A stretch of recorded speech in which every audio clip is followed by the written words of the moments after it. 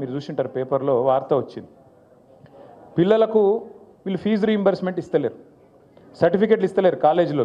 వీళ్ళు fee reimbursement కట్టాలి కదా. రాజశేఖర రెడ్డి గారు ఉన్నప్పుడు ఒక పథకం తెచ్చిండు, మంచి పథకం. ఏంటిది అది? పిల్లలు ప్రైవేట్ కాలేజీలో చదువుకుంటే వాళ్ళకు కాలేజీలకు పిల్లల తరఫున ఫీజు కట్టాలి. అది ఫీజు రీయింబర్స్మెంట్. మన గవర్నమెంట్ వచ్చినప్పుడు, కేసీఆర్ గారి గవర్నమెంట్ వచ్చినప్పుడు కాంగ్రెస్ వాళ్ళు, అప్పుడున్న కాంగ్రెస్ ప్రభుత్వం మన మీద ఒక 3,000 కోట్ల బాకీ ఇడిచిపెట్టిపోయింది. ఇడిచిపెట్టిపోతే ఆ 3,000 కట్టినాం.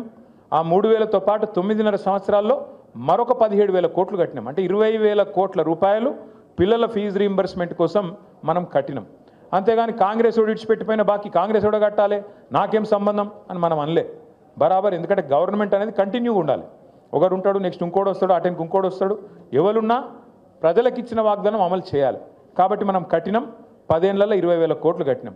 నిన్న వీళ్ళు ఏమంటారు ఎరికైనా కాంగ్రెస్ వాళ్ళు?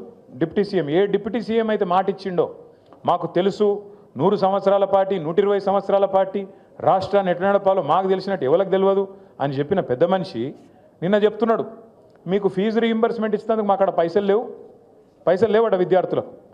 అంటే ఎంత అన్యాయం అంటే 13 లక్షల మంది విద్యార్థులు, ఒక్కరు కాదు ఇద్దరు కాదు, 13 లక్షల మంది విద్యార్థులకు ఇలా శటగోపం పెడుతున్నది కాంగ్రెస్ పార్టీ. వాళ్ళు సర్టిఫికెట్లు తీసుకోలేకుండా కాలేజీలకి వెళ్ళి వాళ్ళని ఆగం చేస్తున్నది కాంగ్రెస్ పార్టీ. ముస్లింలు కావచ్చు, ఎస్సీలు కావచ్చు, ఎస్టీలు కావచ్చు, బీసీలు కావచ్చు, లేదా అగ్రవర్ణాల్లో ఉండే పేదలు కావచ్చు, బాగుండాలే, చదువుకోవాలన్న ఉద్దేశంతో ఒక మంచి పథకం ఆనాడు రాజశేఖర రెడ్డి గారు పెడితే దాన్ని కొనసాగించింది కేసీఆర్ గారి ప్రభుత్వం. మనం ఎన్నడూ వివక్ష చూపెట్టలేదు. చంద్రబాబు నాయుడు గారు ఏమన్నా మంచి పథకం తెచ్చింటే దాన్ని కూడా కొనసాగించినాం. రాజశేఖర రెడ్డి గారు ఏమైనా తెచ్చింటే దాన్ని కొనసాగించినాం. రోషయ్య గారు ఏమైనా తెచ్చింటే దాన్ని కొనసాగించినాం.